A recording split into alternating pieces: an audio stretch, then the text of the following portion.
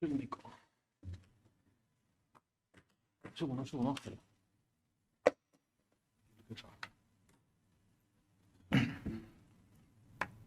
Muy buenas tardes. Sean bienvenidos al Ateneo de Santander en esta tarde de noviembre que parece diciembre y que yo les agradezco mucho que estén aquí esta tarde con nosotros para clausurar un ciclo de 3 conferencias sobre el bicentenario de la independencia de México. Un ciclo que ha estado coordinado fundamentalmente por Federico Lucendo Pombo. También ha colaborado en él Calixto Alonso del Pozo, que esta tarde, por una razón personal, no ha podido estar hoy con nosotros. Pero tenemos también aquí al conferenciante de hoy, a Luis Sánchez de Movellán, que es un habitual de este Ateneo, no es la primera ni la segunda vez que interviene, y que yo le quiero agradecer el esfuerzo que ha hecho para venir esta tarde aquí a clausurar este ciclo de conferencias sobre el bicentenario de la independencia de México. El que clausuremos ahora este ciclo no significa que en el futuro, puesto que el centenario se puede prorrogar hasta el año que viene, hasta el 2022, haya alguna otra conferencia sobre algún aspecto concreto de México y de su relación, de la relación de ese país con España y fundamentalmente con Cantabria.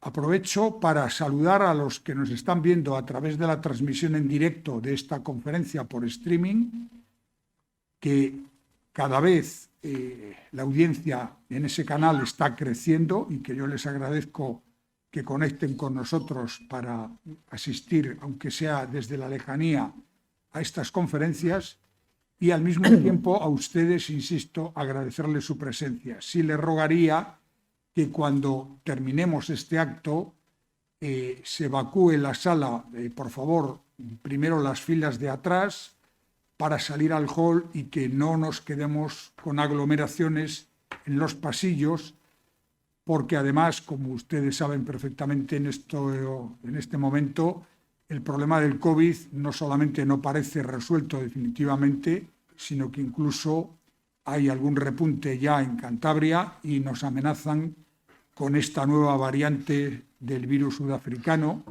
que está ya ha hecho hoy caer las bolsas y que puede producir otra serie de problemas. Yo, por favor, les pido que hagamos este esfuerzo de salir todos con orden cuando terminemos. Y ya sin más, agradeciendo una vez más a Luis Sánchez de Movellán su presencia aquí esta tarde, le paso la palabra a Federico Lucendo Pombo para presentar a nuestro conferenciante. Muchas gracias. Pues muy buenas tardes, noches. Tercer viernes, como decía Manuel Ángel, último del ciclo que este viejo Ateneo santanderino e iberoamericano hemos dedicado a los 200 años de la independencia de México, de ese México con su terrible y también luminosa historia, una crónica de amor y de muerte, que es una frase en uno de los libros de Carlos Fuentes. Ya lo ha dicho Manuel Ángel también, agradecer a todos los que nos han acompañado, algunos que han repetido, lo cual agradecemos infinito, y que nos estén acompañando en esta tarde tampoco mexican, tampoco criolla, como es de este día, noche, un poco complicado por esas cosas del viento del norte, del norte no mexicano, sino el norte cántabro, que en algunas cosas sí se parece. Y muchas gracias también a la gente que nos está siguiendo a través de internet, sobre todo a la gente iberoamericana, y un saludo especial a Maribel Porres de Leal, embajadora de los Estados mexicanos en Grecia, que no iba a clausurar, pero se ha complicado muchísimo por el coronavirus, y en fin, le hacemos un saludo, querida Maribel, con todo el cariño nuestro acá. Bien, México, al igual que Cuba, es un país especial para Santander, para Cantabria y para España, sin ninguna duda. También Argentina, pero en fin, algún día lo comentaremos. Pero especialmente Cuba y México y Cuba. Y es complicado, es una cosa curiosa lo que ocurre con México, porque en México incluso ya se estudia el fenómeno en las facultades iberoamericanas, facultades de política y en España, en la universidad, porque es un país, una nación que ha tenido un periodo muy largo, que no ha tenido relaciones con el gobierno del general Franco, y tenía, bueno, en cambio, tenía en ese momento intercambios comerciales, sociales, políticos, culturales, verdaderamente espectaculares. Es una cosa verdaderamente curiosa para analizar, ya digo, se está estudiando porque es un fenómeno único en el mundo.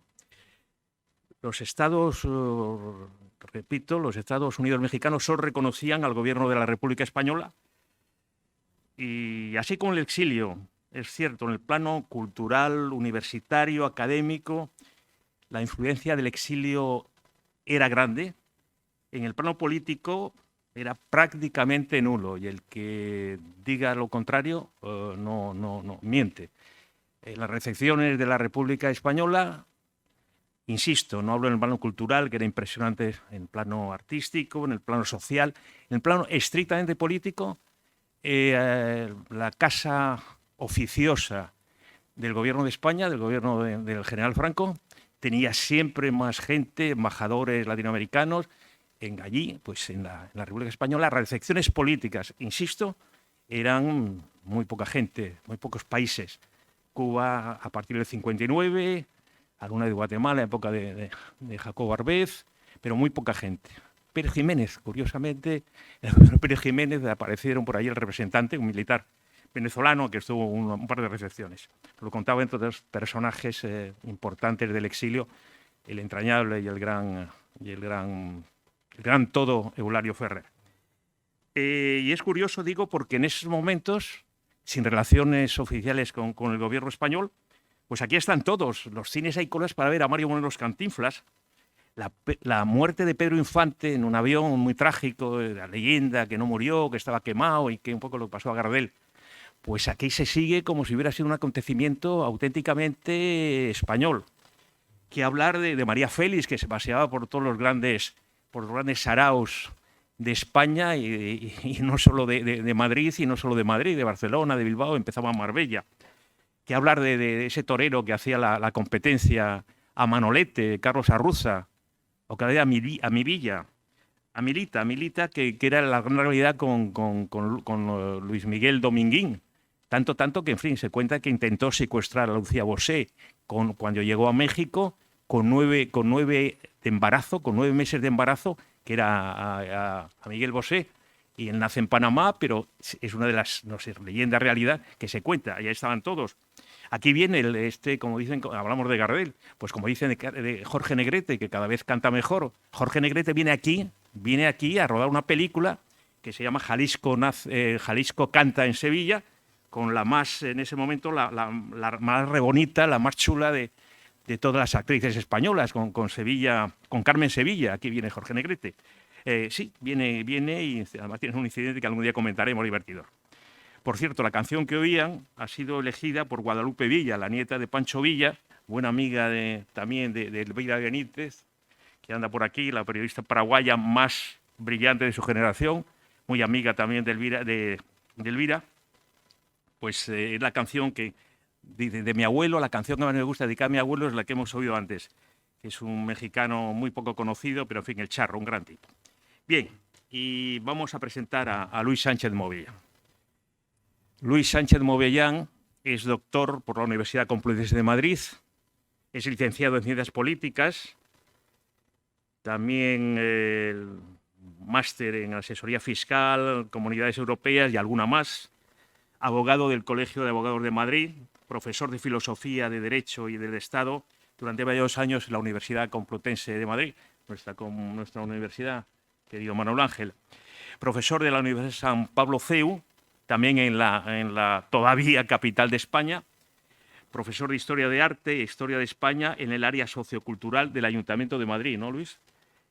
Tengo que resumir todavía más. Cofundador de la Gaceta Liberal, colaborador habitual de la revista Razón Española y Empresas Políticas, del periódico digital El Mundo Financiero, y en una época columnista habitual también en la época de la dirección de Manuel Ángel Castañeda del diario Montañés. Yo creo que llegaste a publicar casi 100 artículos aproximadamente. Más. Sí, yo lo comentaba ahora con Manuel Ángel.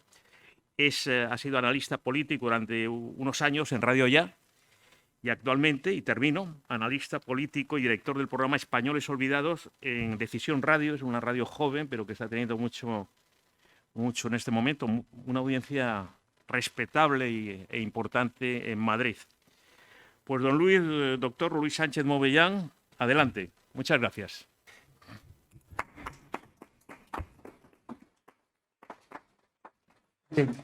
Nosotros bajaremos ahora para dejar al conferenciante que desarrolle su ponencia y sí anunciarles que cuando termine su conferencia abriremos un turno de coloquio. Muchas gracias.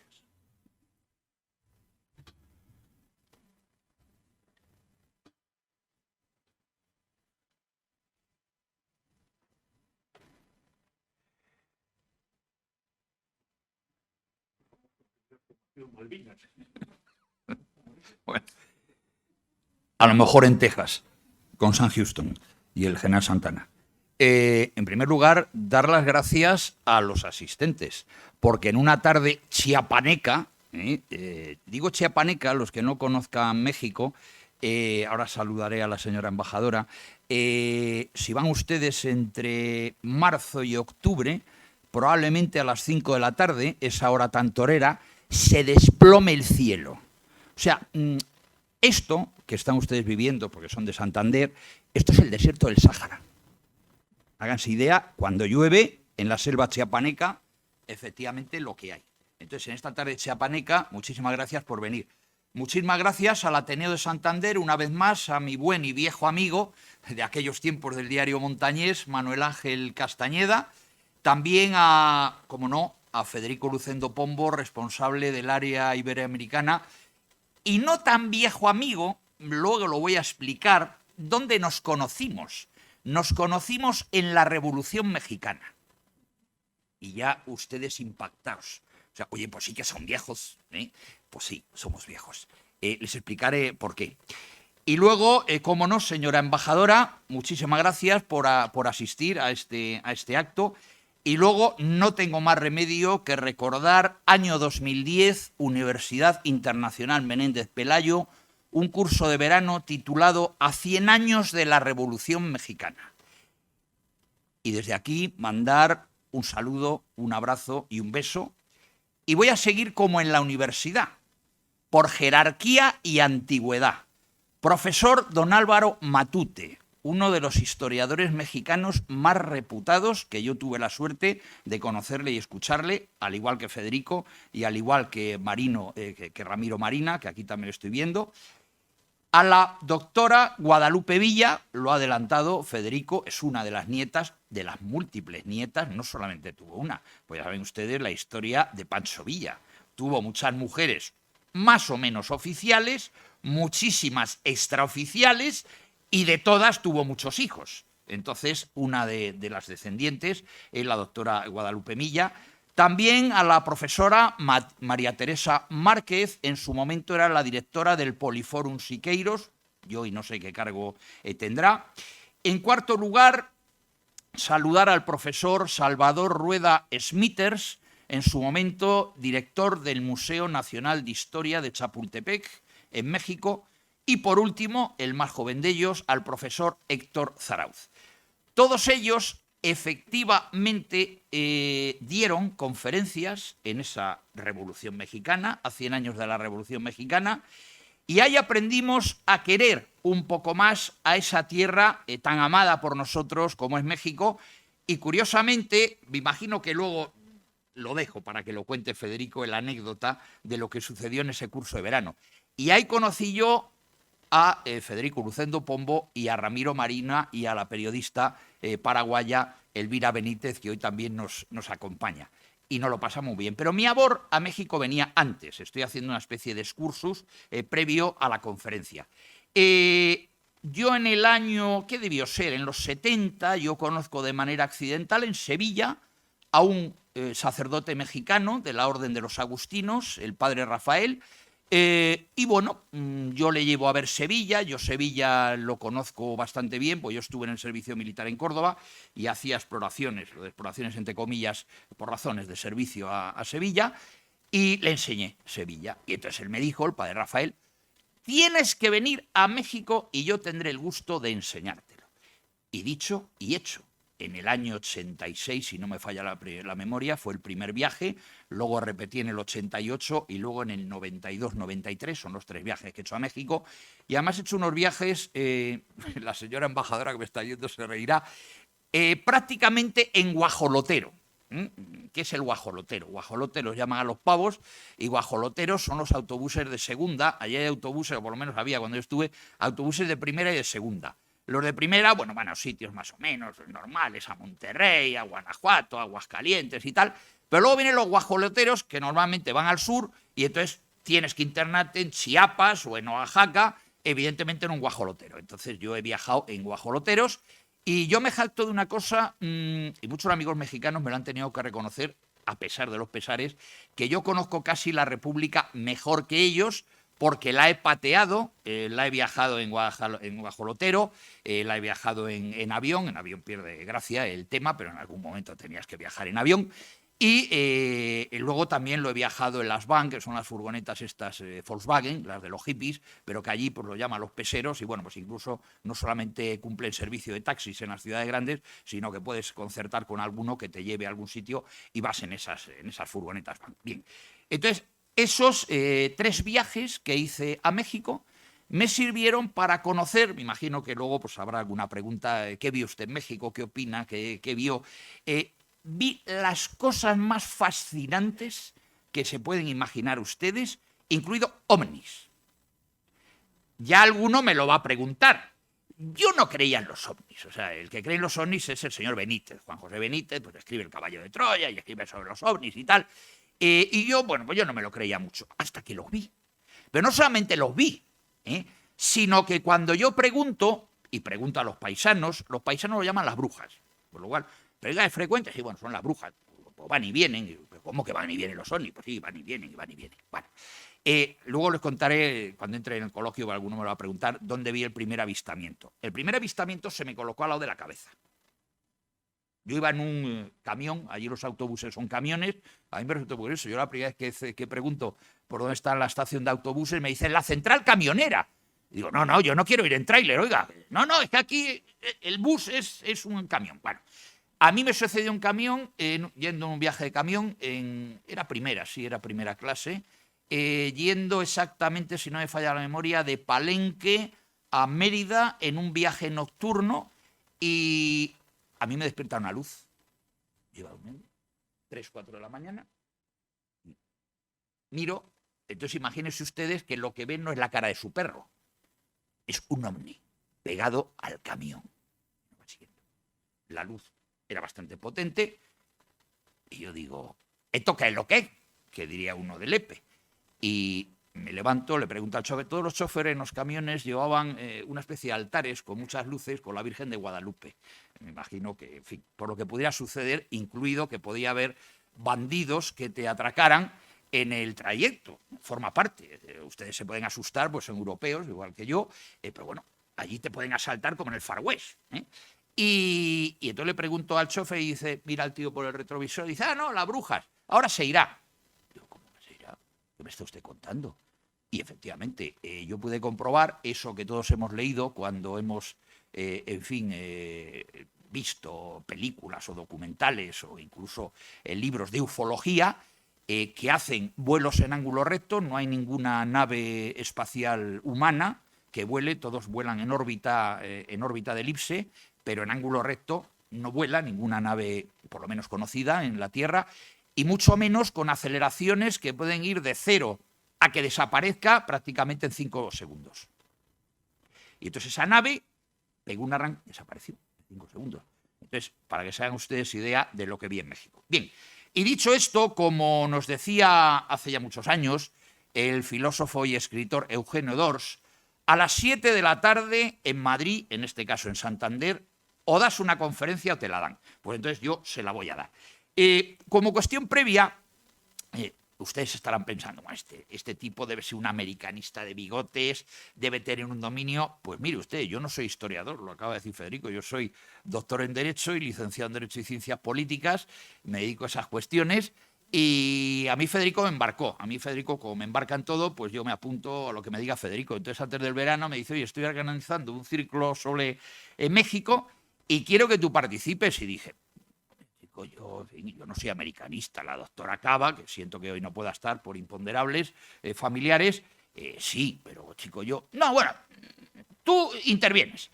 Entonces, claro, me he tenido que montar una conferencia, porque claro, en el coloquio luego, pues eso es más elástico, el coloquio, y da más de sí, pero claro, a la hora de que yo les embaule una conferencia, pues tengo que hablar de algo.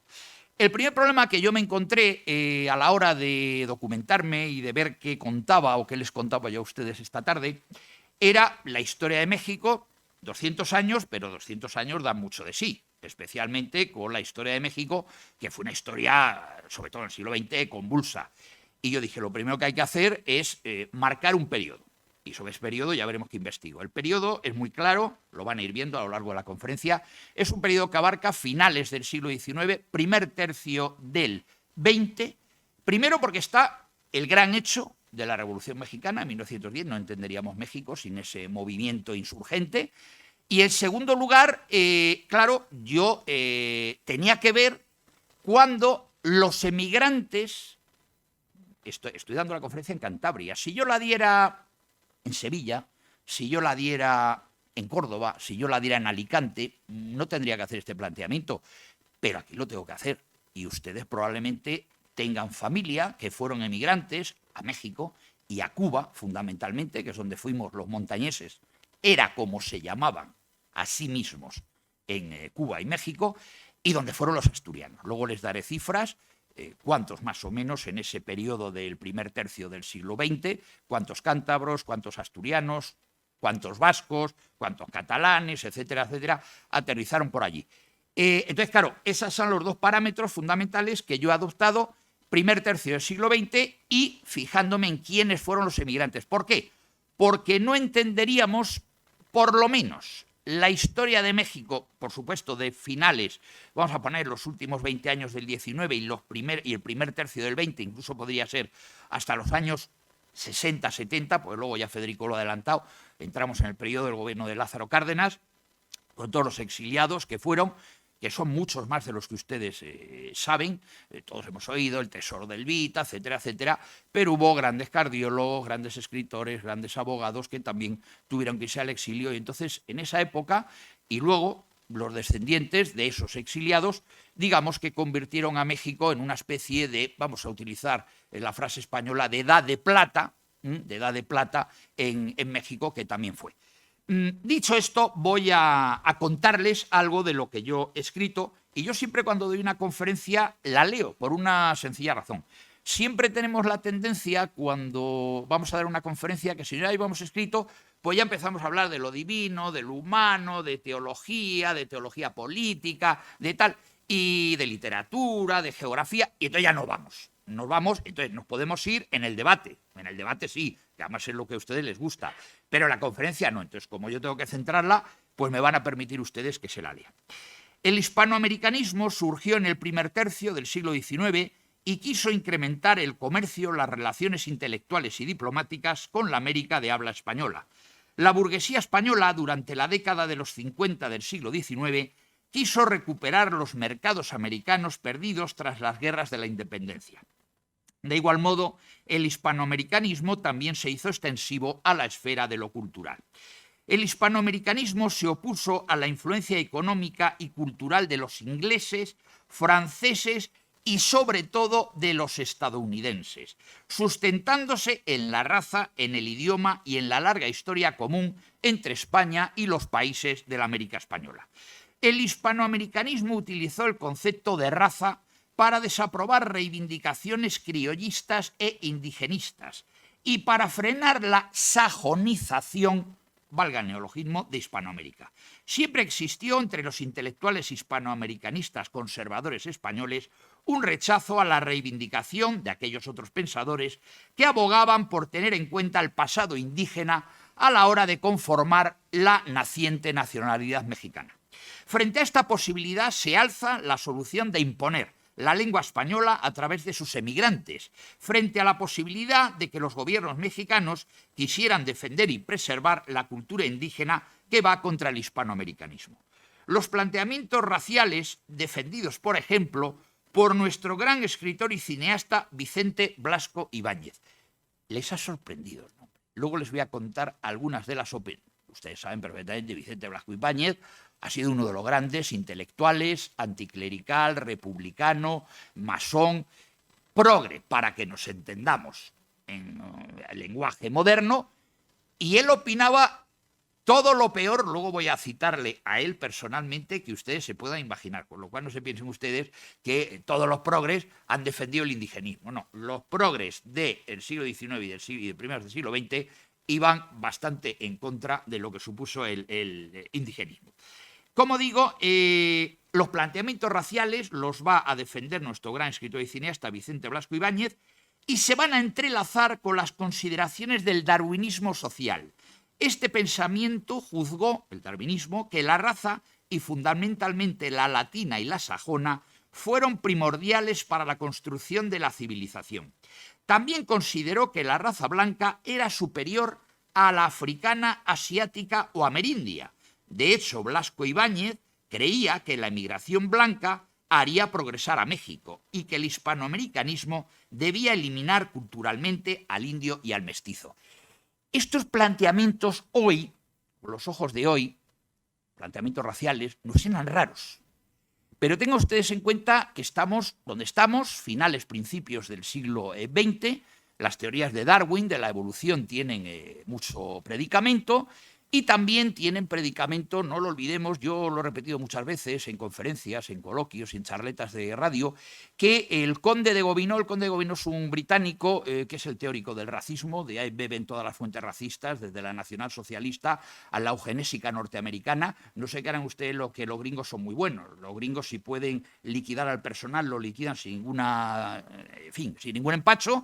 Y, de hecho, en Estados Unidos, durante muchísimos años, hubo en muchos estados norteamericanos leyes de eugenesia que liquidaban directamente a los locos y a los tarados. O sea, que no se crean que es un invento de Hitler. Pues eso, que está en el ambiente de la época, lo va a recoger Vicente Blasco Ibáñez, muchos progres de la época que, digamos, que se van a fiar de las teorías racistas, que vienen, como he dicho, del conde de Gobineau y del propio darwinismo social.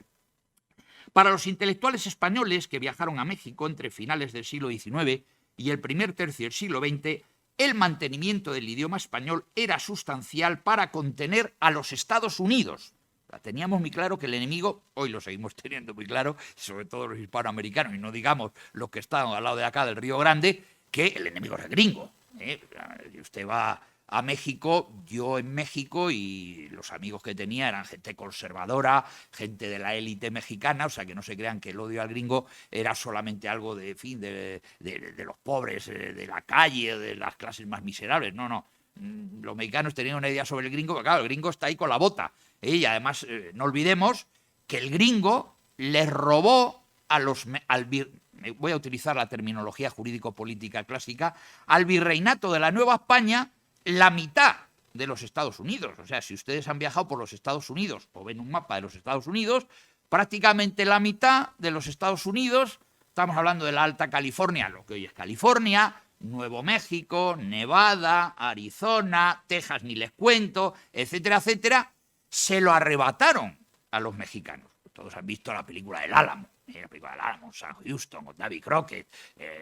Claro, Texas es Texas, el estado de la estrella solitaria, que por cierto, no sé si saben ustedes que Texas, en la Constitución tejana, tiene el derecho de autodeterminación reconocido. Es decir, si mañana Texas decide secesionarse de los Estados Unidos, se va. Y muchos tejanos lo están deseando. Pues de otra cosa, porque es de los estados más ricos de Estados Unidos, el más rico es California, o por lo menos era California hace unos años, Texas debe ser el segundo, es el mayor productor de petróleo y además es el estado más grande de Estados Unidos. Por lo cual, si ustedes hablan con algún tejano, estarían encantados de ser independientes del resto de Estados Unidos. Pues la opinión que puede tener el tejano de las élites progres de Nueva York o de Los Ángeles, o de la Universidad de Stanford, de Columbia, o en fin, o de Berkeley, pues no es nada favorable. Bien. De hecho, Blasco Ibáñez va a creer que la emigración blanca haría progresar a México y que el hispanoamericanismo debía eliminar culturalmente al indio y al mestizo. Bien. Por ejemplo, el expansionismo estadounidense, que era lo que estábamos tratando, va a representar un peligro para la pervivencia cultural, si lo vemos con ojos de hoy, no solamente para la pervivencia cultural mexicana, centroamericana, sudamericana, sino también para la europea. O sea, ¿qué es el Viernes Negro? El Viernes Negro, oiga, parece que se desploma, lo decía curiosamente el presidente del Ateneo, se desploma la bolsa. Entonces, a mí me hablan ustedes del Viernes Negro y yo pienso que efectivamente Wall Street y la Bolsa de Madrid cae. Y no, y resulta que te cuentan que es que son unos descuentos que se han inventado como las calabazas. Oiga, ¿qué me cuenta usted? Es decir, la penetración cultural gringa, voy a utilizar el término que les gusta tanto a todos los iberoamericanos, el de gringo, ha llegado a España de manera absolutamente inexorable. Bien, entonces estos intelectuales piensan que ese expansionismo norteamericano va a ser peligroso para la pervivencia cultural y por consiguiente para la lingüística de España en Hispanoamérica. El cántabro Luis Araquistáin. Muchos de ustedes sabrán quién era Luis Araquistáin. Yo escribí un artículo en el diario Montañés con motivo del 50º de la muerte de Luis Araquistáin, y no soy socialista, pero hay que escribir de todo el mundo. Entonces, Luis Araquistáin, si no me falla la memoria, aquí tenemos un socialista ilustre, Jesús Cabezón, nació en Bárcena de Piedeconcha, me parece.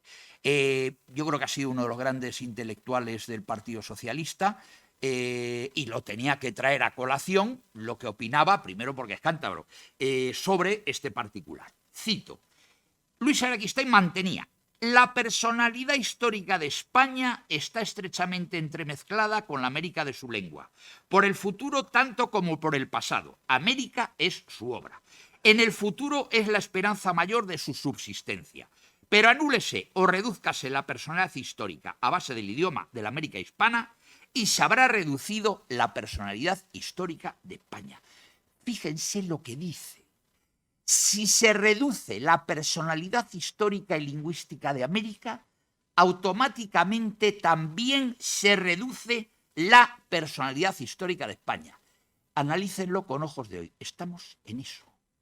Hoy Iberoamérica, Hispanoamérica, está con el problema que tiene los gobiernos que están surgiendo, venezolano, ecuatoriano, peruano, etcétera, argentino, etcétera. Son tierras además muy queridas por mí, porque tengo amigos de todas las nacionalidades. Y eso, en el cual pues, todas estas reivindicaciones indigenistas que tiran la estatua de Fray Junípero Serra. Bueno, a ver, yo cuando vi la estatua de Fray Junípero Serra, yo dije, pobre Fray Junípero, el hombre que tiene su estatua en el Senado norteamericano porque está considerado uno de los padres de la patria norteamericana, al igual que Jefferson y George Washington. O sea, yo no me veo a los gringos tirando las estatuas de Jefferson, Franklin o George Washington y tiran la de un humilde y pobrecillo franciscano que salió de las tierras de Mallorca, mejor que no volviera a Mallorca con la que está cayendo hoy en Mallorca, y el pobre le tiran la estatua. Oiga, ¿qué culpa tenía Fray Junípero Serra? Pues bueno, eso lo estamos viendo. Y indirectamente se está cumpliendo la profecía que dijo en su momento nuestro paisano Luis Araquistáin. Para la ideología hispanoamericanista ha sido necesario crear una historia que vincule a los países americanos de habla española con España. La finalidad de esta historia vinculante era establecer los orígenes étnico-culturales americanos única y exclusivamente a través de la civilización española y occidental. De esa manera se justificaba el liderazgo español en el contexto hispanoamericano, aunque solamente en el aspecto cultural. Esta historia vinculante también era invocada para refrenar las aspiraciones imperialistas de los Estados Unidos de América. Para el hispanoamericanismo conservador, esta historia vinculante justificaba la figura del conquistador, la labor civilizadora de la Iglesia, la gestión gubernamental española durante el virreinato y la herencia colonial. Sin embargo, existía un hispanoamericanismo liberal que criticó la conducta de España y su pasado como imperio, abogando no por un tutelaje como el hispanoamericanismo conservador, sino por una cooperación mutua entre los pueblos americanos de habla española y la propia España. Por eso criticaron el pasado colonial hispánico, aunque no la conquista y lo que ella significó. Dato importante. La xenofobia mexicana para con el extranjero, concretamente para con el español, la hispanofobia, tiene que ver con el discurso criollo mexicano del siglo XIX, que era de izquierda e indigenista. Este tenía su reverso, como las monedas, en el discurso indiofóbico del español y sus diplomáticos. Un ejemplo nos lo muestra la opinión del ministro plenipotenciario español en México, Collogan, cuando informó el 12 de febrero de 1910, año de la Revolución Mexicana, al ministro de Estado mexicano del viaje realizado por el historiador Rafael Altamira a México. El citado ministro plenipotenciario manifestó su acuerdo con el susodicho historiador con las siguientes palabras, cito: estos pueblos guardan y guardarán siempre una gran susceptibilidad respecto a nosotros, pero también pienso que cuando el mérito sólido y verdadero de un español o un éxito de España se ofrece a ellos espontáneo, fraternal, desinteresado e ingenuo, despierta lozano el sentimiento de raza, ya que el amor a lo indígena no ha de ocultarles que no están en ello la civilización y promesas del porvenir, propendiendo entonces hacia nosotros, no por altruismos nacionales, en que no creo, sino por una afinidad y convivencia con una España culta y vigorizada, presentirían el fortalecimiento de su propio ser y patria. Fin de la cita. Para los nacionalistas mexicanos izquierdistas más radicales, el indígena era el auténtico mexicano, pero se referían al indígena histórico y no al degenerado indio contemporáneo. También es un dato importante a tener en cuenta. El esquema argumental de ese discurso indigenista sería el siguiente, no varía, lo van a ver ustedes mucho, del actual: negación de cualquier relación histórica entre españoles y mexicanos. Los españoles deben aparecer como algo completamente al ser nacional, el otro por antonomasia. Creación de una imagen del gachupín. Gachupín es como la forma despectiva de referirse al español en México. Yo tenía algún amigo mexicano que decía: tú eres el gachupín de Oaxaca, me decía, en plan de broma. Ese gachupín, que está en el imaginario creado por el indigenismo mexicano, debía de ser o era un ser, fíjense lo que decía, abyecto, moral y físicamente repulsivo. Y por último, otra de las características de ese discurso indigenista sería mostrar que el origen de todos los males sufridos por la nación mexicana, pasados, presentes y futuros, tenían como causa última el dominio español. Esta visión radical izquierdista del nacionalismo mexicano de finales del siglo XIX y principios del siglo XX, aireada hoy, por cierto, por las corrientes neomarxistas y populistas derivadas del Foro de Sao Paulo y el Grupo de Puebla, ilustra la mentalidad antigachupina de las clases populares, para quien el español es un ser ruin y despreciable que carece de todo tipo de dignidad. Engaña en el peso. Luego hablaremos de tema, pues dedicado fundamentalmente a las tiendas de abarrotes. Luego os explicaré lo que son las tiendas de abarrotes. Engaña en el peso, no respeta a las mujeres, roba en las casas de empeño, odia y desprecia a los nativos, maltrata a los trabajadores mexicanos y se inmiscuye en la vida política de la nación. Bien. Un ejemplo de esta hispanofobia indigenista nos lo muestra el escrito del cónsul de España al ministro de Estado, en el que envía en marzo de 1908 unos recortes del periódico El Diario, uno de los mayor circulación del momento, que sintetiza, según el cónsul, una opinión muy generalizada en México. Los recortes del mencionado diario decían que los españoles explotaron durante la colonia a los indios y que estos son la cuna de la civilización mexicana. Por otro lado, la hispanofobia de las clases populares mexicanas cristalizaba cada año durante la celebración de la independencia de México e iba dirigida contra la colonia española, vinculada al comercio de abarrotes, léase ultramarinos, que es lo que viene a ser, vinatería y los propios ultramarinos per se. También contra los comerciantes españoles dedicados al giro de cantinas y posiblemente al comercio de importación y exportación. Luego les hablaré de las tiendas de raya, que eran las tiendas de raya, y por eso se rebelaban muchas veces contra los españoles, que controlaban casi de forma monopolística, y les explicaré lo que es lo que se llamaba las tiendas de raya.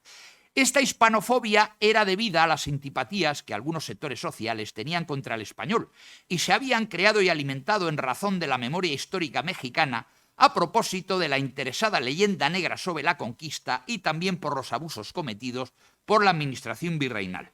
Pero también tenía que ver con las relaciones sociales que en el ámbito de la economía se establecieron entre la colonia española en México y sus empleados mexicanos a finales del siglo XIX y principios del XX.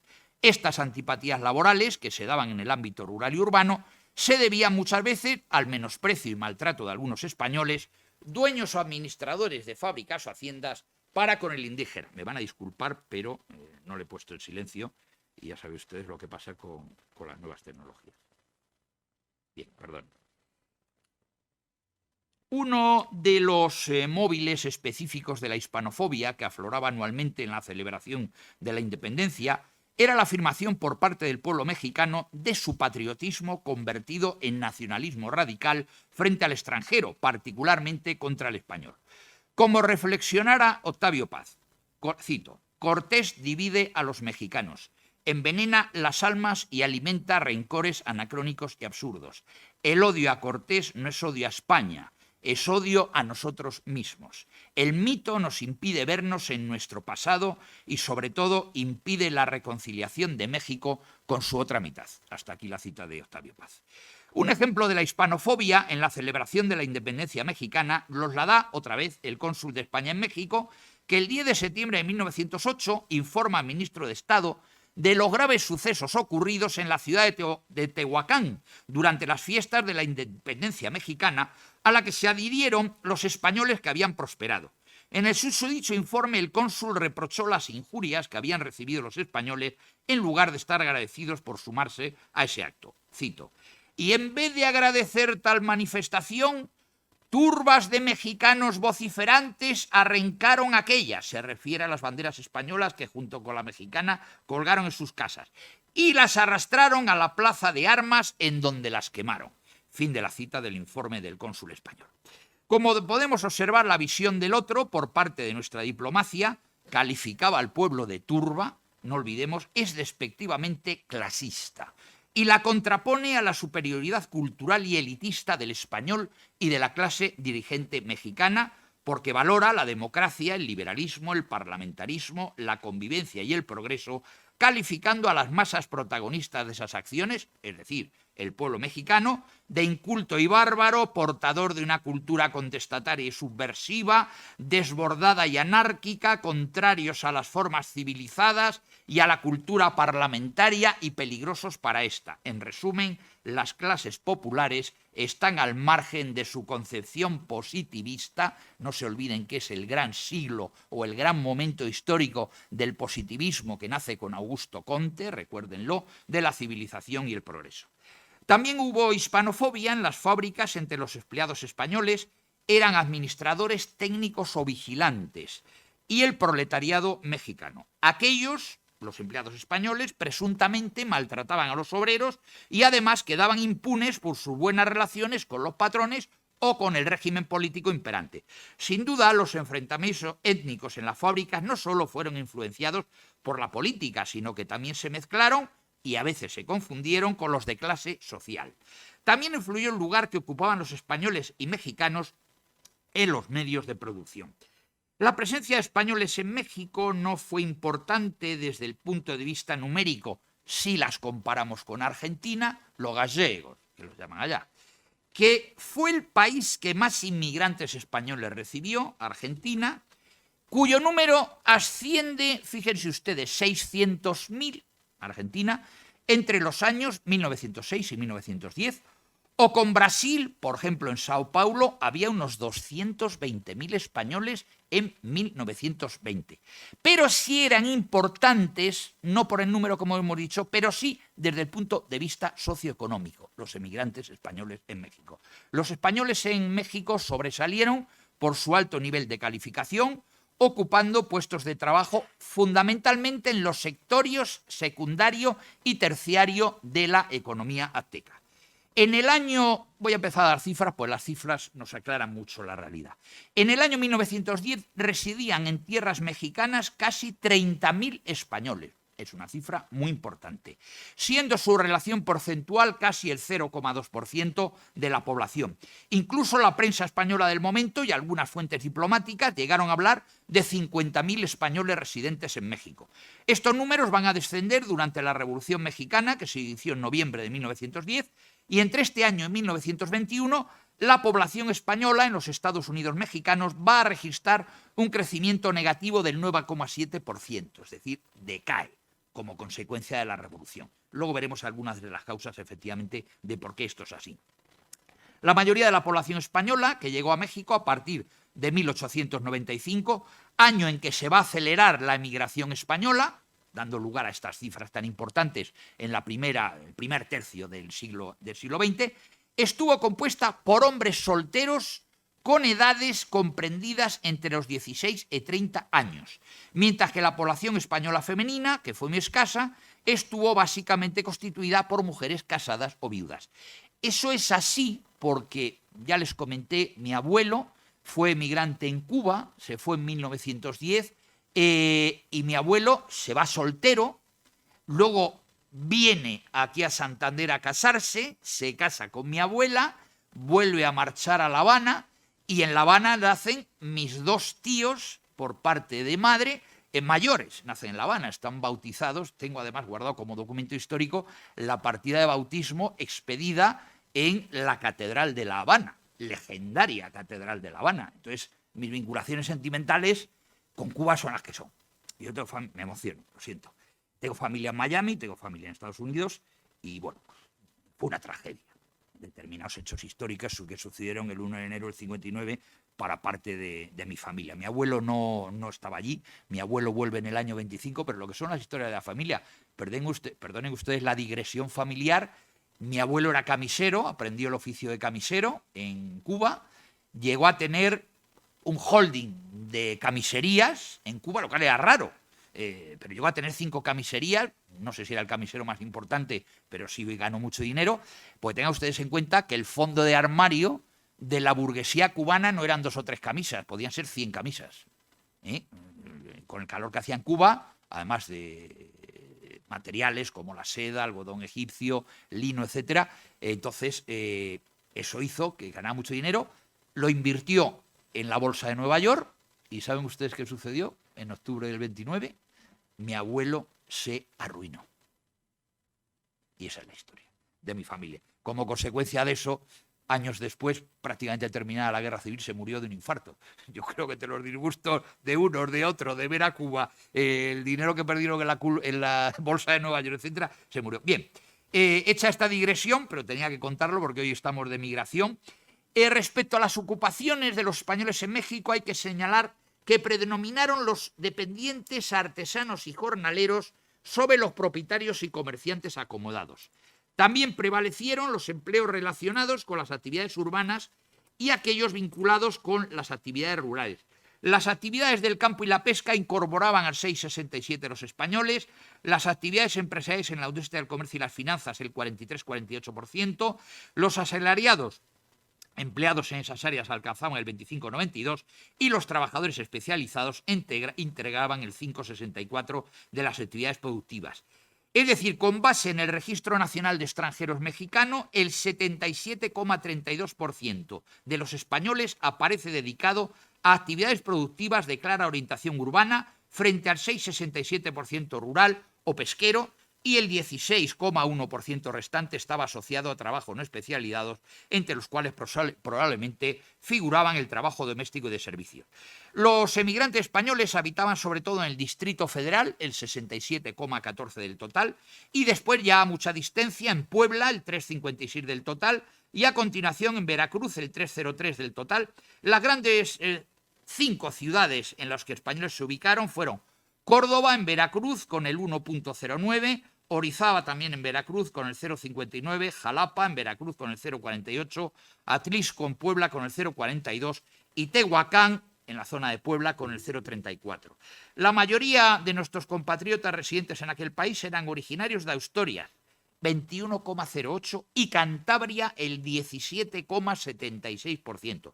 A continuación, a mucha distancia, estaban los vizcaínos, 6,9%, los barceloneses, 5%, los leoneses, 4,66%, los burgaleses, 4,25%, y luego el resto de los peninsulares solamente iban a representar el 2,5% del total de los emigrantes. Durante los años previos a la Revolución Mexicana, la colonia española invirtió su capital en los sectores económicos de bienes raíces, industria, banca y comercio, aunque el tamaño de sus inversiones siempre fue inferior a la de Estados Unidos y Gran Bretaña. Por lo que respecta a las haciendas y empresas agrícolas, los españoles tuvieron grandes extensiones de terreno en los estados de Morelos, Querétaro, en algunos municipios del Distrito Federal, en Hidalgo y en Guanajuato. Eran haciendas hortifrutícolas y ganaderas que producían alimentos para el consumo de las ciudades. Se calcula que estas haciendas representaban unas 170.000 hectáreas.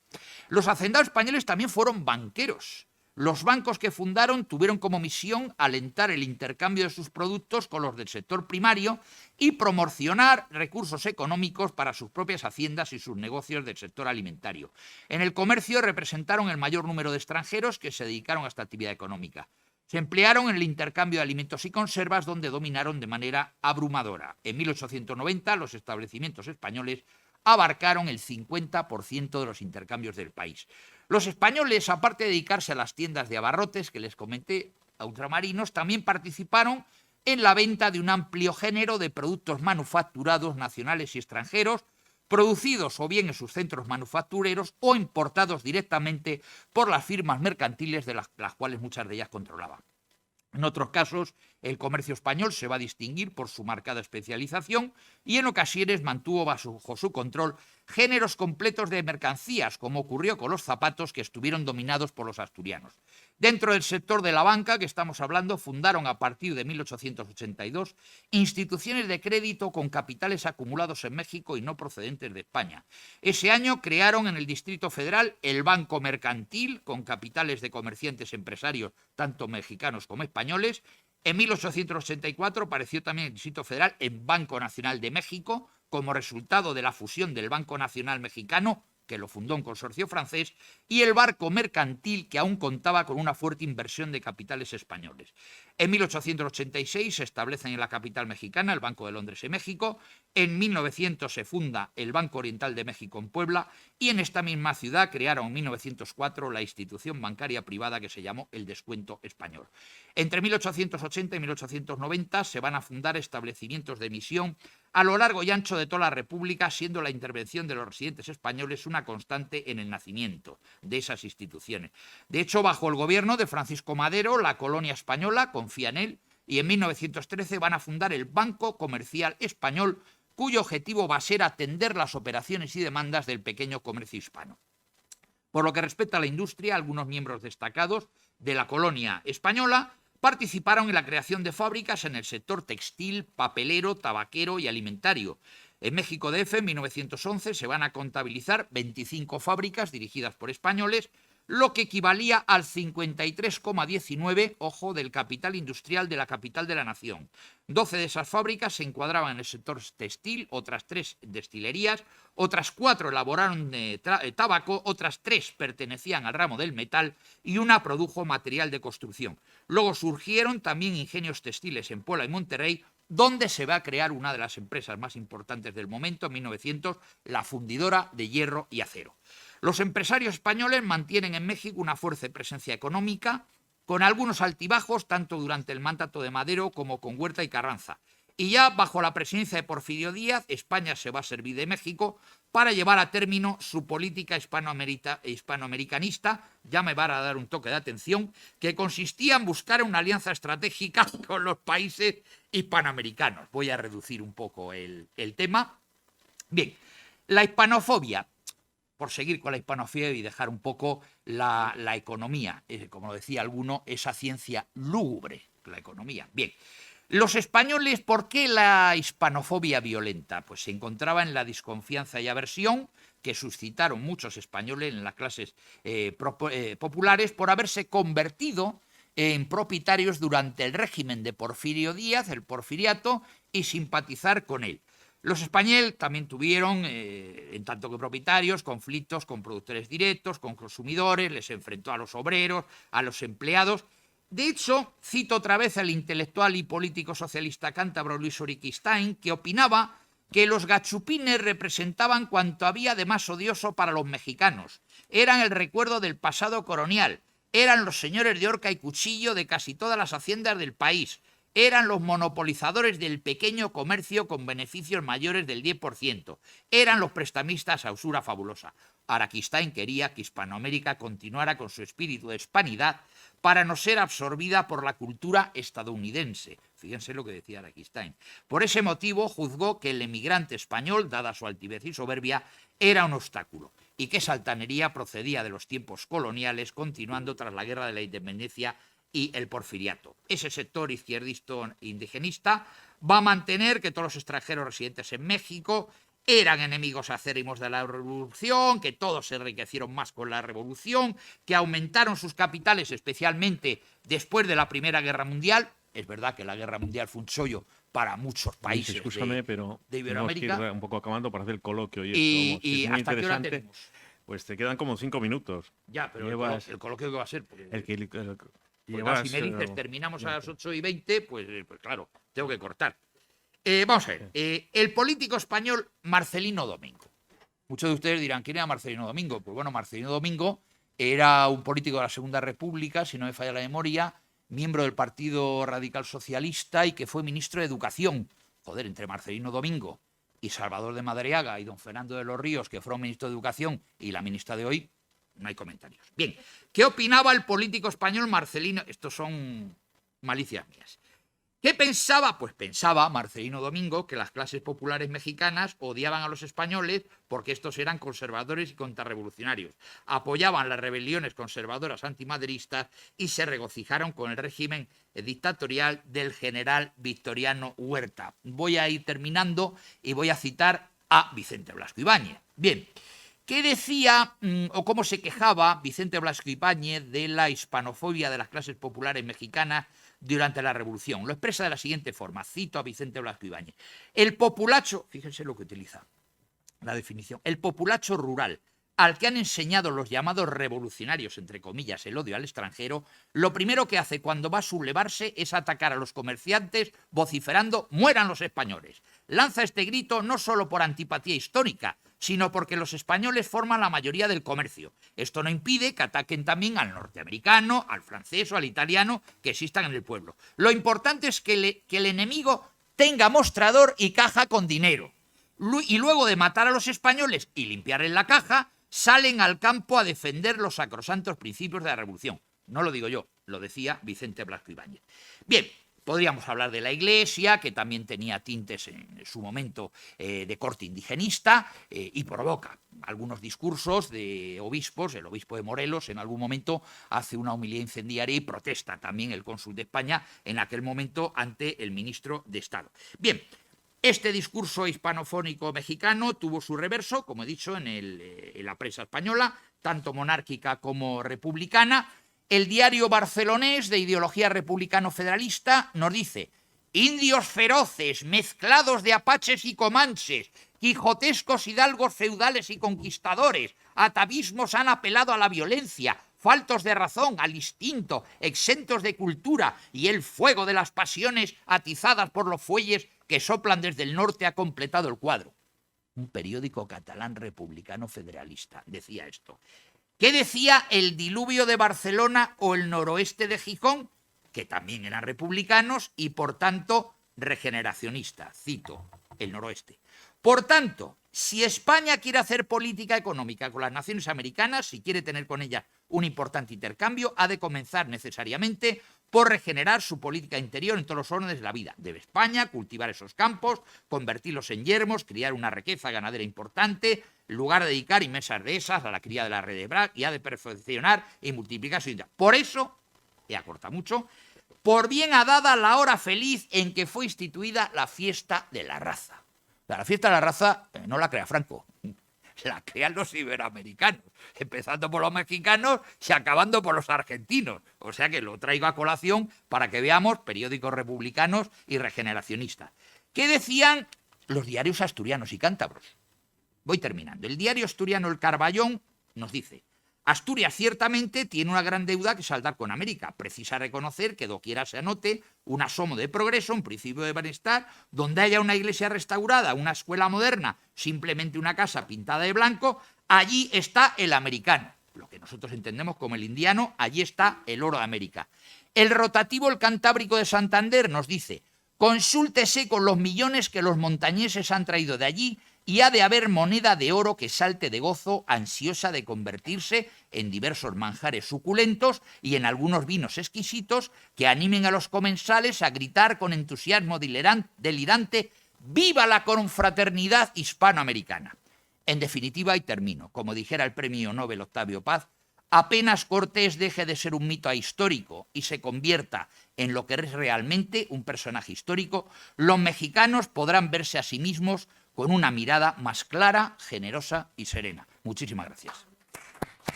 Antes que nada, rapidísimamente decir que, bueno, que eso que ha contado Luis, de que yo casi que le obligué, que no sabe nada de México, en fin, es esa modestia franciscana que tiene a veces Luis Sánchez de Movellán.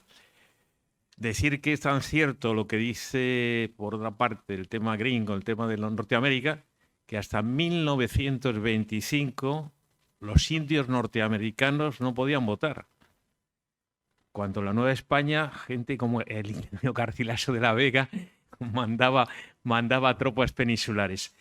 Decir también que también el mito, es decir, también estoy de acuerdo con Luis, el mito del Álamo. En el Álamo, dentro del Álamo, había más tropas que de fuera, que llevó el general Santana, un hombre, no sé siquiera de realismo mágico. O sea, que es otro de los mitos, y ahí estoy de acuerdo. Y decirte también, querido Luis, que en fin, que hablas de los apaches, uno de los grandes apaches era el indio Jerónimo, que hablaba perfectamente español y además era cristiano. Es una de las cosas también curiosas. Yo creo que lo importante es, pues eso, el coloquio en ese curso que citaba de la Universidad Internacional Méndez Pelayo, que ha citado Luis Sánchez Movellán, le conocimos, estaba Elvira Benítez, estaba Ramiro Marina, estaba Begoña Cava, y algunos más que han intervenido aquí. Yo creo que Galisto no pudo llegar porque tenía una cosa, por cierto, que no está aquí, significa que, en fin, que su problema familiar se va acentuando porque su padre ingresaba en el hospital, es un señor mayor y, en fin, sentimos mucho lo de Calisto y todo nuestro ánimo.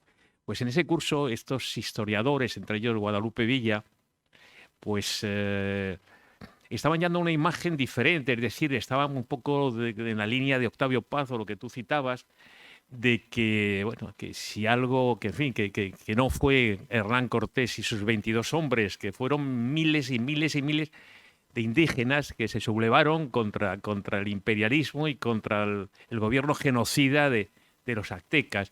Estaban hablando unas cosas y, bueno, reivindicando el nombre de España y, en fin, y España y con pues lo que habían hecho los republicanos en México, una labor docente prodigiosa, además de una entrega total y muchas veces una generosidad. Por ejemplo, la Universidad Autónoma de México es prácticamente creada por los repúblicos españoles. Y dice unas cosas pues muy a favor del tema colonial español. Y había un personaje allí con una barba muy larga y con unas gafas así redondas, una especie de Valle Inclán, que tengo ahora a mi izquierda, con perdón, pues dijo, no sé si a Guadalupe Villa o a Salvador Rueda, dice: mire usted, esas cosas que está diciendo usted en este momento, si lo dice en España, en una universidad española o en un Ateneo español, posiblemente le fusilan al amanecer. Y nosotros nos quedamos muy sorprendidos y fuimos a hablar con él, porque pensamos que además que era el mexicano. No ha querido contar un poco de sus vinculaciones familiares mexicanas, pero bueno, ha hablado lo de Cuba por la cuestión emotiva. Lo importante, estoy seguro que es el coloquio, algunas cosas, porque Luis tiene cosas muy divertidas que contar, y lo del OVNI, por ejemplo. Bueno, el OVNI yo lo sabía y me costaba mucho, él no miente, pero bueno, me costaba verlo. y viendo por las fechas que iba Luis y tal, pues hay un artículo que hace JJ Benítez que cita, yo lo que no sabía que estaba Luis en ese autobús, pero cita exactamente lo que ha contado Luis, yo no sabía que lo había... Y parece que también Eric Boutanin Kane también comenta algo de lo que tú estás contando, pero lo que pasa es que yo no sabía que ibas tú en esa cosa, pero vamos, de estos investigadores del más allá, pues comentan que además iban eso de investigación, de que había habido de las visitas de los dioses, en fin, otras cosas que estaban muy de moda aquellos años, pero sí, lo que citaba Luis, lo cual pido perdón, Juan José Benítez lo comenta en uno de, yo creo que el último libro, el de los primos, yo creo que es el último libro que lo comenta. Hablando de Cuba, hay un apellido, perdona, lo tengo que decir porque está un gran amigo mío, uno de los hay dos cosas hoy que hay que decirlo. Hoy es la conmemoración de un héroe de la guerra de Sendivní, que es primo tuyo, que es el teniente Luis Sánchez de Movellán, Ortiz de Zárate Sánchez de Movellán. Y luego también está, que hay que decirlo, pues también está en la historia. Y además hay homenaje del gobierno revolucionario cubano a la figura de tu ascendiente, de Antonio Vara del Rey. Hace muy poco, antes del último, en uno de los discursos citó Raúl Castro, curiosamente, a tu pariente por la cosa de la lucha contra el imperialismo. No había ninguna duda de imperialismo yanqui, la invasión norteamericana todavía a la provincia española de Cuba. Pues adelante, por favor, algunas preguntas. Sí. Puntualización a la que has dicho, pues no me resisto. Sí. Cuando has hablado del tema de los ovnis, ¿alguno de ustedes ha estado en Palenque, en México? Si no han estado en Palenque, mírenlo en internet o algo. Servidora. La figura del astronauta. Servidora, esta, sí. En la tumba más profunda de la ciudad de Palenque, en plena selva, me parece que es Campeche, donde está Palenque, hay la figura del astronauta, que la hicieron civilizaciones precolombinas. No, es de pensarlo, está exactamente, sí. Pero no solamente eso, es que cuando yo hablaba con el padre Rafael, pues bueno, a mí los paisanos me contaban lo que me contaban, y yo dije, bueno, son los paisanos, y no quiero ser Vicente Blasco Ibáñez. Pero dije, bueno, voy a preguntar al padre Rafael, que tiene estudios, ha estado en Roma, es agustino y tal, y entonces recuerdo yendo en automóvil él estaba en Aguascalientes, en el convento de los agustinos de Aguascalientes, ¿a que no saben ustedes cómo se llaman los habitantes de Aguascalientes? Hidrocálidos. Es una de las cosas que más me he reído yo en mi vida. Bueno, pues estamos en Aguascalientes, en el centro de la República. Aguascalientes es lo que sería La Rioja o la Ribera del Duero aquí, uno de los mejores y mayores productores de vino de México. Y me presentaron a la Ángela Channing de Aguascalientes, hidrocálida. Ángela Channing, recuerden aquella serie de televisión, que era aquella vinatera, en fin, pérfida y diabólica. No voy a dar el nombre de la hidrocálida, pero era la Ángela Channing, me lo dijo el padre Rafael, dice, ahora te voy a presentar a la Ángela Channing hidrocálida, y nos vino a buscar en una limusín más larga que la de Ángela Channing, luego nos llevó a su rancho. Era una señora, para que os hagáis idea, cuando aquí en España, en Europa, te hablan de los millonarios españoles, yo digo, son una banda de pobres y de homeless todos. Empezando por nuestra paisana, la señora Botín. Una pobre de solemnidad. Esta Ángela Channing hidrocálida, para ir al médico, ustedes van, hombre, no voy a decir, esto es una maldad mía, de las 8 de la tarde al centro de salud del Astillero, pues igual se encuentran con el civil y el militar. Entonces, van ustedes al médico. Esta señora o los ricos mexicanos tienen en su rancho pistas de aterrizaje privadas, con aviones privados, y van a Houston. Entonces, esta señora, en vez de ir al médico de cabecera, iba a Houston. O sea, el vuelo entre Aguascalientes y Houston, una hora escasa, iba al médico, le recetaba y volvía en el avión privado. Esto es así. Entonces, luego hay detalles muy curiosos, como estamos hablando de México, ahora les dejaré a ustedes, hay detalles como esa señora o algunos ricos que yo he visto, a la pobre india que está en el mercado la regatean la mazorca de maíz para hacer pozole. Pozole es uno de los platos típicos mexicanos, como una sopa de maíz o algo así.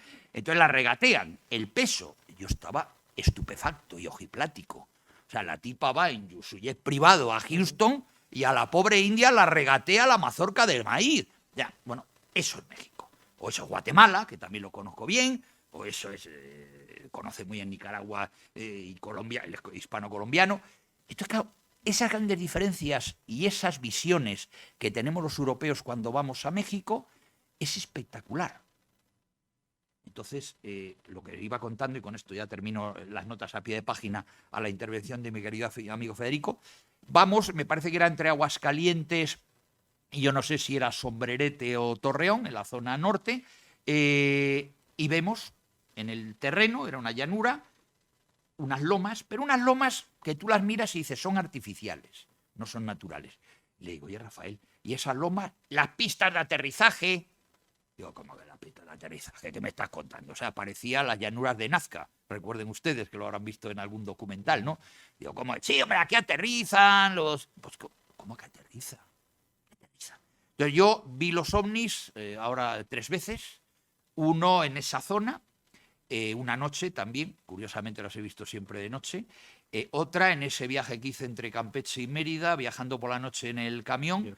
Y luego otro avistamiento lo hice en la isla de Cozumel.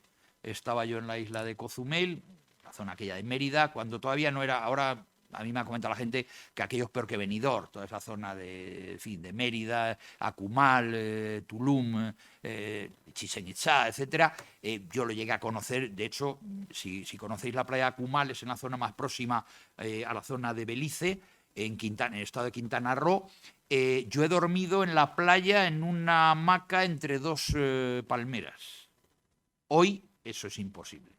Han hecho una autopista, según he visto yo, que comunica Belice con Mérida. Y yo fui en una carretera que por la noche salían las tarántulas. Entonces, cuando ibas en el carro, en el coche, las tarántulas son allí del tamaño centollo, pero a la gallega, son así. Entonces, tú las vas aplastando y suena clac, clac, clac, clac, clac, y vas aplastando miles de tarántulas. Y tienes que tener cuidado porque estás por la noche tumbado donde no debes de estar tumbado y te pican las tarántulas. Bueno, eso es México. Eso es México. Y era alguna puntualización a lo que ha dicho Federico. Bueno, de la isla no sé, sería porque es una zona también que hay un tequila delicioso y a lo mejor ahí lo de los ovnis a lo mejor fue un poco...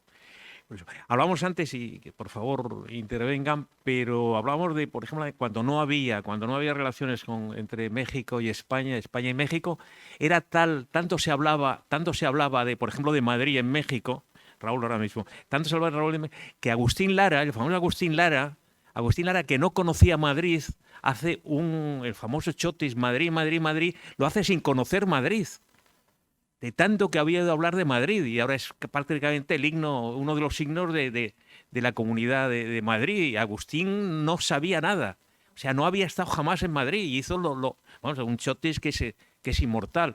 Y él lo contaba siempre, pues como usted, es que yo estaba hablando, todo el día me estaban hablando de Madrid. Raúl. Gómez Samperio. Quítate. Raúl, no interrumpes. Empezamos las preguntas, que no coloquio, las preguntas que ustedes quieran hacer al conferenciante.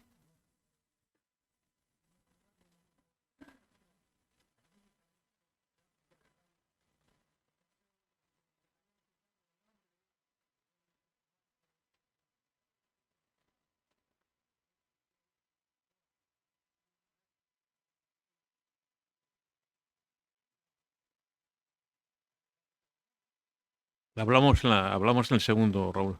Mucho, además.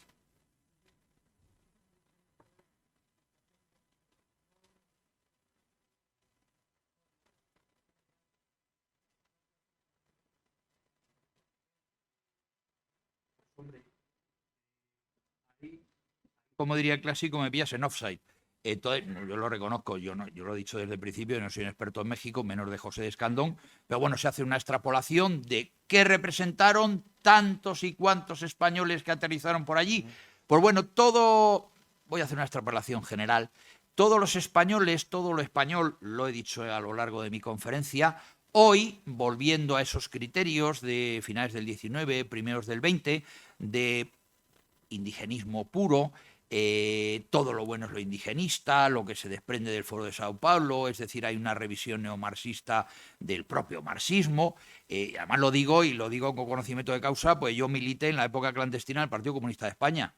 ¿Quién me iba a decir que ahora estoy donde estoy? Pero bueno, todos tenemos un pasado y la tendencia hoy en día es a huir del pasado y cada uno tenemos el que tenemos. Entonces, cuando yo estudiaba en los círculos marxistas del PC, pues Althusser, Rosana Rosanda, una de las teóricas del manifiesto italiano, no tiene nada que ver con lo que oyes hoy a los politólogos. Oye, o sea, hoy todos son politólogos, ¿has visto? Vamos a ver, a mí es que me da la risa. Voy a hacer alguna excursus de la actualidad.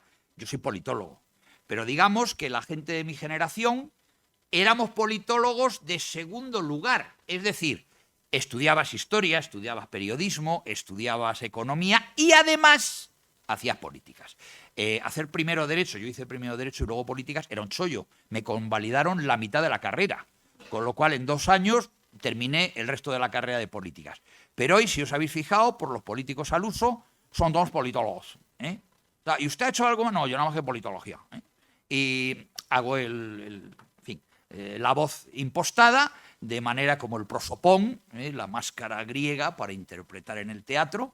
Yo hice teatro, yo he hecho muchas cosas cuando era joven, ahora ya uno está pues hablando sobre la cosmovisión hispanoamericanista. Esto es una manera de degenerar como otra cualquiera. Bien, entonces el papel de los conquistadores, el papel de los comerciantes, el papel de los intelectuales, hoy probablemente las teorías históricas o historicistas indigenistas de la izquierda actual probablemente dirían que Marcelino Domingo y Vicente Blasco Ibáñez eran unos fascistas de tomo y lomo. No digamos si hablas de José Escandón o hablas de cualquiera de los personajes que en algún momento representaron para México algo importante. Es decir, probablemente incluso dirían que Pancho Villa o Emiliano Zapata eran unos fascistas recalcitrantes, probablemente, lo digan. Siguiendo lo que decía Federico, sé que me estoy yendo más lejos de la pregunta que me hiciste, pero claro, yo tengo que responder. Entonces, siempre ante la virtud de la pregunta está pues el vicio de la respuesta. Bien, cuando nosotros se produjo ese curso, es un curso que lo recordaremos yo creo que toda la vida, yo me apunté porque tampoco había unos cursos más interesantes, me parecía, yo había estudiado algo, había leído, como no, porque yo era un rojo, pero un rojo de verdad, México Insurgente, de John Reed, igual que 10 días que estremecieron al mundo. Un periodista muy conocido, norteamericano, que estuvo en las 2 revoluciones, en la rusa y en la... Entonces, bueno, pues me llamó la atención, pues voy a apuntarme. Entonces yo llegué allí pensando, aparte de la anécdota que he contado, que iba a ser, una reivindicación indigenista, izquierdista de la Revolución Mexicana. ¿Y cuál es mi sorpresa? Que me encuentro ante lo más florido de la historiografía revisionista mexicana, que defienden, como bien ha dicho Federico, el pasado colonial, el papel evangelizador de la Iglesia, y alguno de ellos tan importante como el profesor Álvaro Matute. Álvaro Matute es, como diría un inglés, el número 1. El número 1 de los historiadores mexicanos actuales. Entonces, claro, yo me quedé muy sorprendido de lo que oí ahí, que oí muchas cosas que yo no pensé que eran así. Incluso Ramiro Marina, el otro día habéis puesto unos fragmentos de películas, nos pasaron películas hechas en la Revolución Mexicana, que las filmaron fundamentalmente cameraman norteamericanos que estuvieron en la Revolución.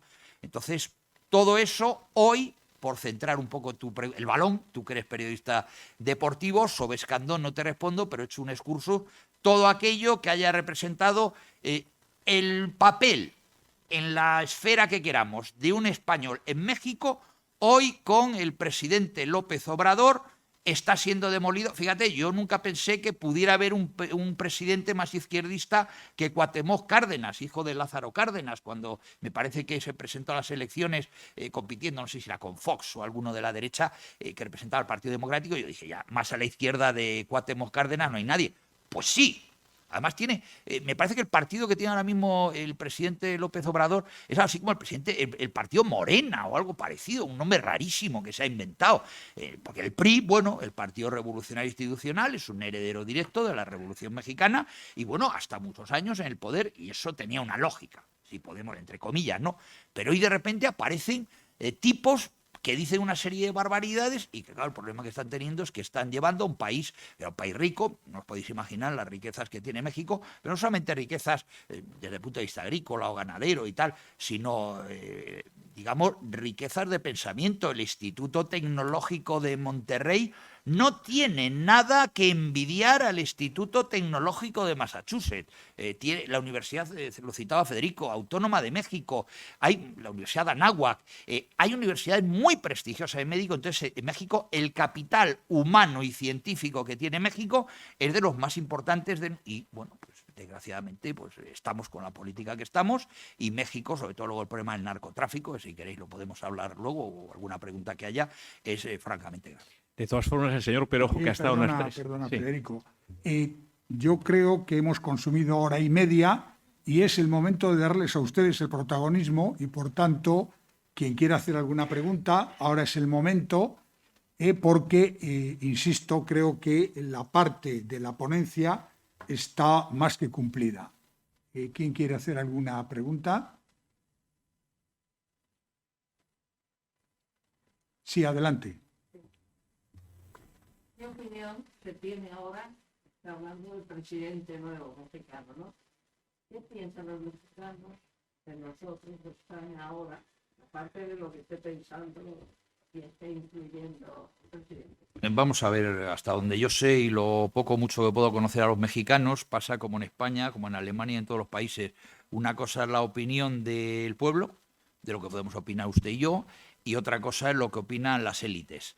Con una diferencia yo creo que importante: las élites mexicanas, que son élites criollas, pero son criollas en todos los países de Iberoamérica. Las revoluciones de la independencia, hoy que estamos celebrando la independencia mexicana, el caso del cura Hidalgo es una excepción porque era un clérigo y fue el alma mater, o una de las almas mater de la Revolución Mexicana. Digamos que esas revoluciones fueron unas revoluciones en las cuales el pueblo no participa, pero no participa en México, no participa en ninguno de los países, ni en Argentina, General San Martín, Simón Bolívar, etcétera, etcétera. Entonces el pueblo, yo creo que siempre en Iberoamérica es donde podemos contemplar, hablo de mi experiencia personal, lo que yo viví en México. Yo me codeé con la élite, pues yo tenía una serie de amigos, los curas siempre están bien relacionados con las élites. Os voy a explicar por qué. Yo recuerdo, la iglesia en México es una iglesia muy especial. Cuando yo llegué, los sacerdotes no podían ir de clériman por la calle, y creo que tampoco podían votar. Entonces ibas de paisano, el padre Rafael, mi amigo, iba de paisano, las misas sí se podían decir sin ningún problema. Entonces, cuando yo voy a la primera homilía que escucho en la Eucaristía del convento de los Agustinos de Aguascalientes, yo recuerdo que no se parecía a ninguna homilía de la iglesia española o de la iglesia italiana. Yo estoy en Italia muchas misas, es el segundo país. Si yo no fuera español, me gustaría ser italiano, con todos los problemas que tiene. O en Francia, yo estoy en Notre Dame y tal. Y bueno, las homilías son, bueno, muy homilías. Tampoco son homilías. Son una charleta que larga el cura de turno, porque hoy en día el discurso homilético, yo creo que murió con un paisano nuestro, con don Ángel Herrera Oria. Aquí tenemos la estatua. O sea, ese fue el gran discursista homilético, que lo que hizo fue extrapolar sus discursos políticos cuando era líder de la CEDA a sus discursos en la iglesia de Santa Lucía, que vuestros padres o vuestros abuelos comentarían que había que poner altavoces en la puerta de Santa Lucía y las colas llegaban hasta la Plazuela de Pombo para escuchar a don Ángel. Bien, pues llega el padre Rafael, primer domingo que asisto, los templos así, O sea, vamos a ver, el catolicismo en Hispanoamérica en general y en México en particular, en fin, tendrían que fusilar a todo el pueblo mexicano. O sea, es de una muy simple, porque el catolicismo, estoy hablando del catolicismo de México DF, de Aguascalientes, de Guanajuato, de Guadalajara, de Veracruz, de Sonora, de Tamaulipas. Si ya bajamos a la zona de Chiapas, o a Oaxaca también, es diferente porque allí se produce un sincretismo entre, yo lo he visto por ejemplo en Chiapas, en los pueblos de Larraínzar y San Juan Chamula. Los pueblos de Larraínzar y San Juan Chamula son dos pueblos de montaña, a mitad de la selva. Los habitantes no hablan español, salvo el alcalde, hablan lenguas indígenas. Y entonces cuando llegas allí, cuando llega una furgoneta, un pesero, está el alcalde al quite porque alguien viene un forastero, ¿no? Entonces te ve con la cámara de fotos y te dice, guárdela. Y tú dices, ¿y eso? Y me dice, no se le ocurre hacer fotos, pues le cortan la cabeza, porque ellos piensan que le robas el alma. Entonces te llevan a ver las iglesias, entonces hay restos de iglesias católicas de la época de la conquista, y entonces puedes observar que han quitado los bancos, que han quitado los altares o parte de los altares, y entonces en el suelo, que está desnudo, hay hierba. Luego, en algún altar que queda, pues tienes un Sagrado Corazón de Jesús con unos espejos colgados de la... ¿Sabéis que el corazón de Jesús está así? Un espejo y una lata de Coca-Cola. Y tú vas con el alcalde y le dices, oiga, señor alcalde, y esto, no, es que estos son ritos sincréticos que los indígenas, mis paisanos, que son aquí del pueblo de Las Raínzas, Aguachabula y tal, la zona de montaña de Chiapas, han hecho una especie de mixis, como dirían los griegos, de combinación, de unión entre el cristianismo y los ritos religiosos prehispánicos. Entonces, claro, yo eso no lo he visto en ningún sitio, es una cosa espectacular. Entonces, claro, al indio, pues cuando llegó por allí el monje de turno que iba con don Diego de Mazariegos, yo imagino que esa estatua que yo vi en San Cristóbal de las Casas de don Diego de Mazariegos, el conquistador de la zona de Chiapas, hoy habrá sido derribada, me imagino. Cuando llegó allí con los franciscanos, que eran fundamentalmente los que van a evangelizar la zona del virreinato de Nueva España con los agustinos, pues los jesuitas los dedican a ir a las reducciones del Paraguay fundamentalmente y a crear esa especie de socialismo autogestionario que hemos visto en la película de La Misión con Jeremy Irons, que refleja bastante bien lo que era esa experiencia muy curiosa de socialismo autogestionario en las reducciones del Paraguay. Ahí tenemos una paraguaya aquí, mi querida amiga Elvira Benítez. Fundamentalmente son los franciscanos, entonces yo me imagino que allí es muy diferente el tema. Ahora, el resto. Yo cuando llegué a Guadalupe vi una cosa que os lo voy a contar. La Virgen de Guadalupe es la Virgen de Guadalupe. Y el indio Juan Diego es el que se le aparece a la Virgen. Eso es intocable. Yo llego a Guadalupe, es una iglesia muy moderna, muy bonita, con una explanada en la cual me sorprendió porque todas las indias iban de rodillas con las rodillas sangrando. Y yo me quedé impactado.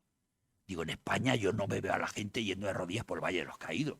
Que le diga, a ver, aunque sea franquista, yo no los veo de rodillas por el Valle de los Caídos.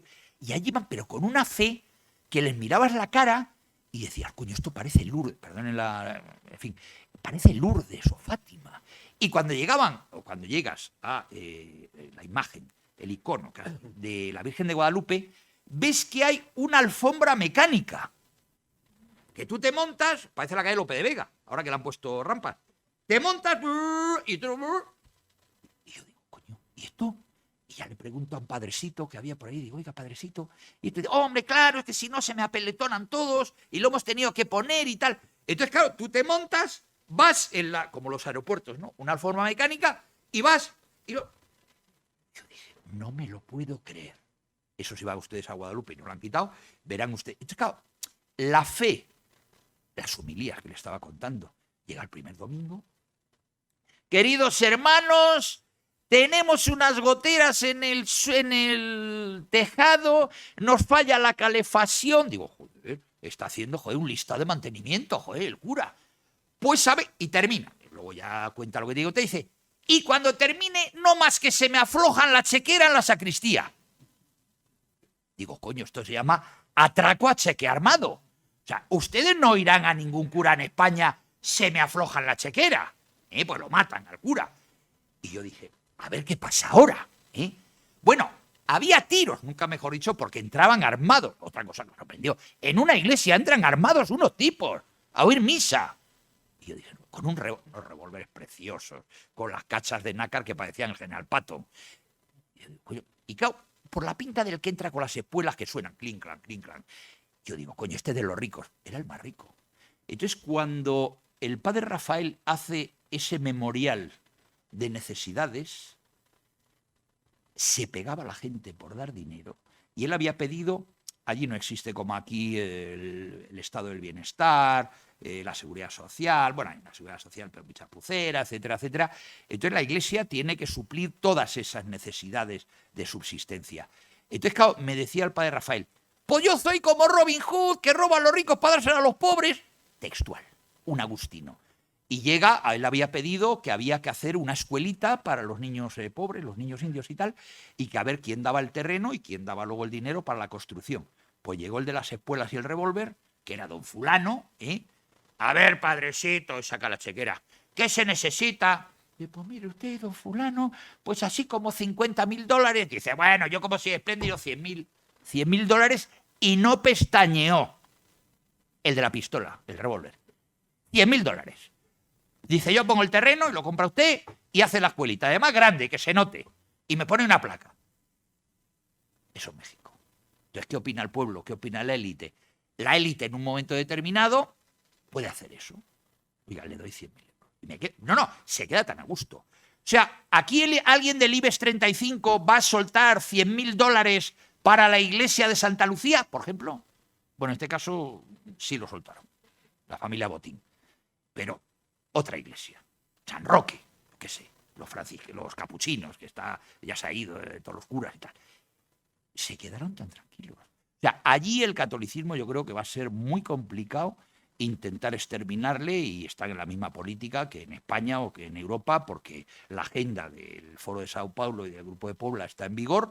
El presidente López Obrador es el representante más claro de la Agenda 2030, pero el catolicismo yo creo que 5 siglos de evangelización, además de evangelización que han interiorizado muy bien el pueblo mexicano, lo que ha supuesto el catolicismo para ellos, la fe en el más allá, etcétera, etcétera. De ahí surgen luego los movimientos de la teología de la liberación en muchos países. Es decir, la iglesia es muy diferente a esa iglesia, perdónenme el adjetivo, pancista que tenemos en España o en Europa también en general, que ha vivido a la sombra del poder muy bien durante muchos años, en cierto modo siguen viviendo. Allí la iglesia cumple un papel social, que aquí lo puede cumplir el estado del bienestar, pero al no haber en ningún país de estos, y en concreto en México el estado de bienestar, pues la iglesia lo cumple y yo tengo que hacer una defensa y romper una lanza a favor de la iglesia en México. Yo creo que la iglesia lo ha cumplido y lo sigue cumpliendo de una manera modélica. Bien, pues si no hay ninguna pregunta más y teniendo en cuenta que hemos exprimido, yo creo que en exceso, a los protagonistas de esta conferencia, agradecerles su presencia y invitarles a la programación del Ateneo, que la próxima semana creo que va a ser también muy interesante. Muchas gracias y buenas tardes, noches.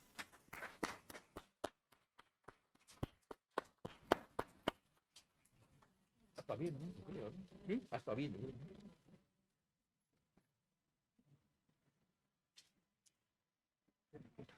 Muy bien, ¿no? Qué bien, ¿no? ¿Te ha gustado, no? Bien. Hay que darles un poco más de... No, que sí, un poco más de... Por favor. Que sí. Y que no ves A la plebe.